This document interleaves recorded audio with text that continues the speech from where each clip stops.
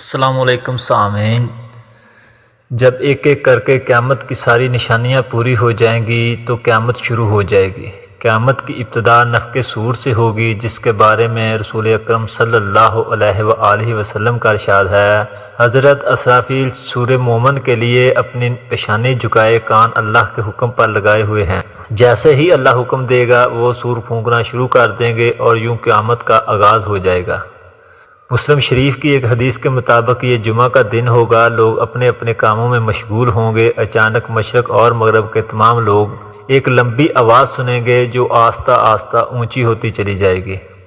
ہولناکی اور سختی کی وجہ سے لوگوں میں اضطراب اور بے چینی پھیلنی شروع ہو جائے گی۔ جب سور کی آواز بجلی کی کڑک کی طرح شدت اختیار کر جائے گی تب لوگ مرنا شروع ہو جائیں گے۔ جو آدمی جہاں ہوگا وہیں گر پڑے گا۔ جیسے جیسے سورہ اسرافیل بلند ہوتی چلی جائے گی ویسے ویسے نظام کائنات درہم برہم ہونا شروع ہو جائے گا۔ آندھی میں ہچکولے کھانے والی قندیل کی طرح زلزلوں کی ضد میں آ جائے گی۔ پہاڑ گرد و غبار بن کر اڑنے لگیں گے، سمندروں میں آگ بھڑک اٹھے گی، آسمان پھٹ جائے گا، سورج چاند اور ستارے بے نور ہو جائیں گے۔ تمام زیر زمین مخلوق، انسان، جن اور فرشتے فنا ہو جائیں گے، حتیٰ کہ ملک الموت حضرت عزرائیل علیہ السلام بھی اپنی روح اللہ تعالیٰ کے حوالے کر دیں گے۔ ہر جاندار اور غیر جاندار چیز فنا ہو جائے گی، صرف اللہ تبارک و تعالیٰ کی وحدہ لا شریک ذات باقی رہ جائے گی۔ اور اللہ تبارک و تعالیٰ کا یہ ارشاد پورا ہو جائے گا کہ ہر چیز زمین پر فنا ہونے والی ہے اور صرف تیرے رب ذوالجلال والاکرام کی ذات ہی باقی رہنے والی ہے۔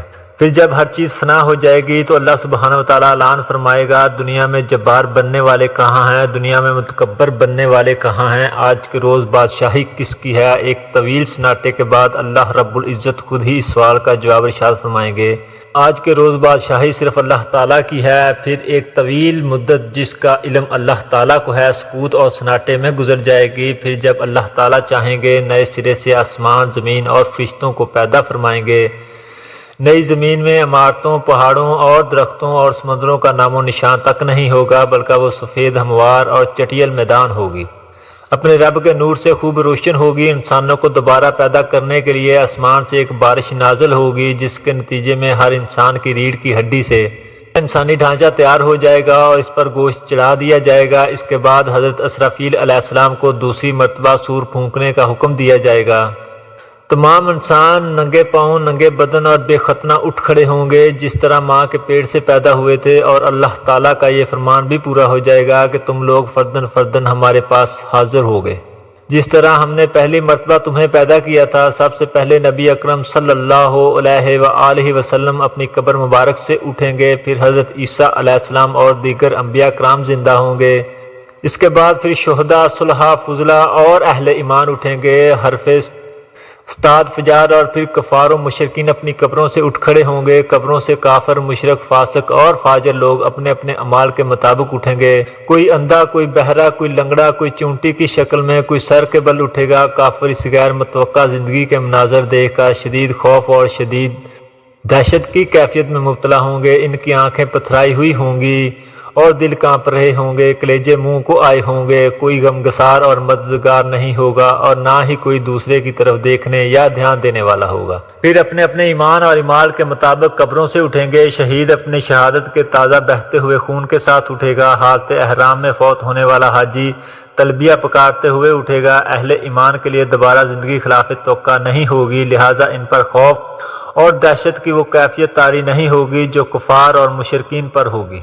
قبروں سے اٹھتے ہی ہر انسان پر دو فرشتے مقرر کر دیے جائیں گے جو اسے میدان محشر میں پہنچا دیں گے۔ یاد رہے ملک شام کا علاقہ میدان حشر ہوگا، لوگوں کو اپنی اپنی قبروں سے اٹھ کر وہیں پہنچنا ہوگا۔ کفار میں سے جو لوگ اپنی قبروں سے اندھے اٹھیں گے وہ ٹھوکریں کھاتے، گرتے پڑتے وہاں پہنچیں گے، اور جو لوگ چونٹیوں کے جسم میں اٹھیں گے وہ لوگوں کے پاؤں تلے رونتے اور اجلے جا رہے ہوں گے۔ وہ انتہائی ذلت اور رسوائی کے ساتھ یہ سفر طے کریں گے۔ بعض کافروں کو ایک آگ ہانک کر میدان حشر میں لے جائے گی۔ کافر جہاں کہیں تک ہار کر رکیں گے آگ بھی رک جائے گی، اور جہاں چلیں گے آگ بھی ان کے ساتھ چلنا شروع کر دے گی۔ اہل ایمان بھی اپنے قید اور مال کے مطابق حشر میں پہنچیں گے۔ بعض لوگ پیدل پہنچیں گے، بعض لوگ اونٹوں پر سوار ہوں گے، کسی اونٹ پر ایک، کسی اونٹ پر دو، کسی اونٹ پر چار، حتیٰ کہ 10 آدمی بھی ایک اونٹ پر سوار ہوں گے۔